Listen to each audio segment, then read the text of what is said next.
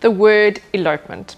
Traditionally, the word elopement means a couple will run away, whether it meant to Vegas or somewhere fun, just to elope, and to say their adieus in the privacy of just the couple. But nowadays, we've seen a big trend for elopements to have up to 10 or 20 guests.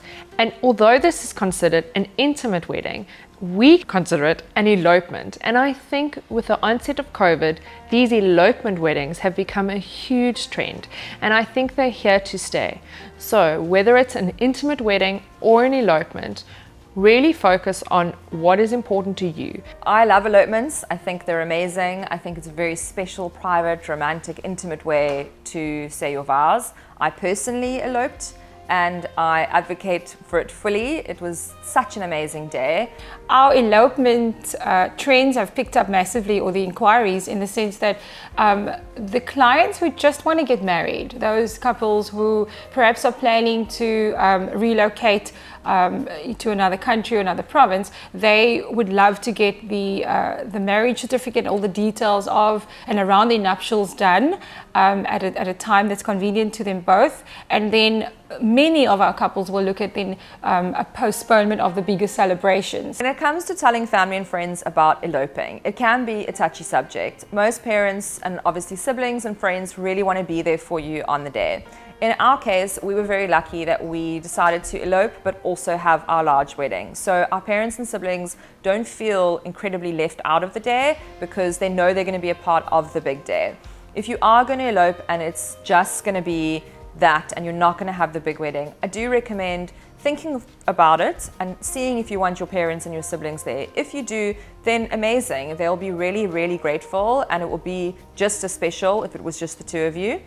If you are deciding to do just the two of you and nobody else, I would recommend keeping your family in the loop. You could either do a live stream or do a FaceTime call after you've had your ceremony and you've had a glass of champagne and you've soaked it all in.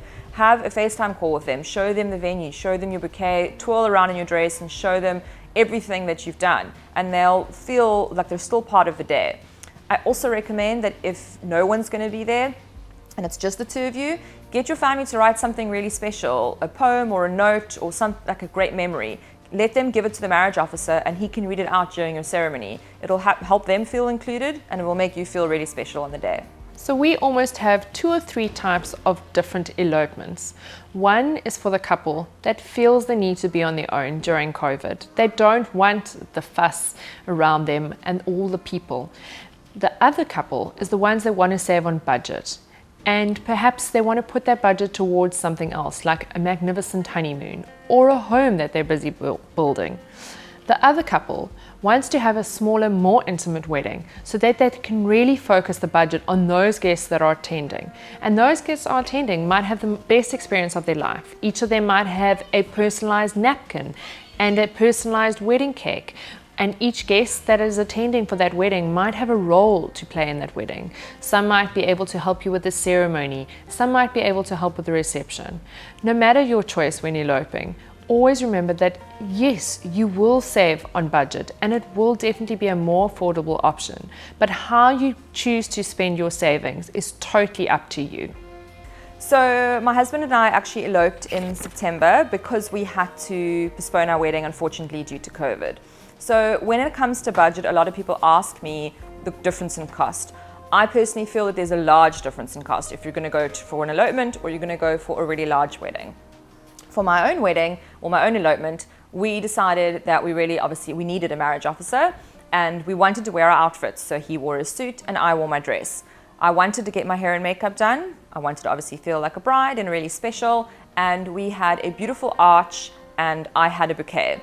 We then had a photographer and a videographer, and that's all we spent money on. We obviously went away for the weekend to Franschhoek, which is where we eloped, and then we went out for a really fancy dinner that night. If you take that amount of money and you take a large wedding of 100 people and you try feed them, and there's alcohol and there's decor and flowers and tables and chairs, the vast difference in money is completely there. So you'll be able to see and you'll be able to understand the cost difference.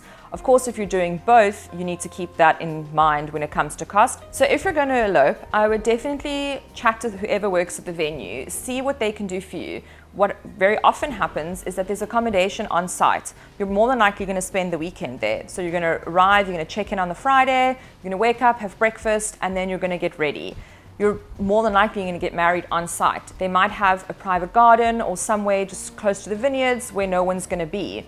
And they're not necessarily going to charge you a fee for that. You're already staying there, you're paying a fee, and if you can come to some sort of kind of idea and show them exactly what your day is going to look like, they'll maybe understand that it's not actually a full wedding. You're not going to have 50 people traipsing in and out. When it comes to costing for photography and videography for elopements, it is going to be slightly cheaper to do a 3-hour package compared to an 8-hour or 12-hour package for a full wedding. So chat to them, see what they can do for you.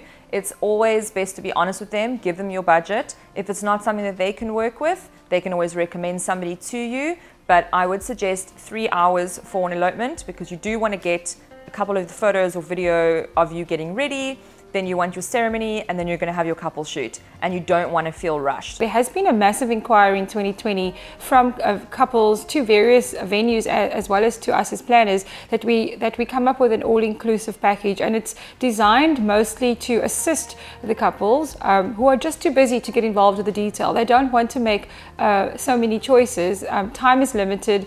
We have kids at home, we're cooking, cleaning and working from home and having webinars and Zoom meetings, and there's just too many choices and everything's online. So it's nice to touch base with a venue. You can still do venue visits and choose a venue, and when they have all-inclusive packages with suppliers who know the venue and a group of folk who are going to be massively important on your day, have a great relationship and work together, this is a massive benefit for you guys as couples. Some of it's been designed for a particular day of the week, which is also massively reduced in price to make it again affordable and less work for you guys as couples. You still have all the planning, but even the planning fees have been reduced because it's much easier to work with the same amount of people and less suppliers than we would normally do, because it's all about timing, and we don't spend as many months trying to find you the perfect vendors because we're giving you a pool of great people that we love working with. So and for those venues who haven't done this, I encourage them to do it, because there's a massive market out there of clients who are looking for booking a venue, and they go like, within a month or two, they'd like to have all the vendors booked, do the food tastings, do a mock table, do rehearsals, and then just have this date that's going to come up. So it's really a convenience for our couples that we as an industry have adapted our businesses.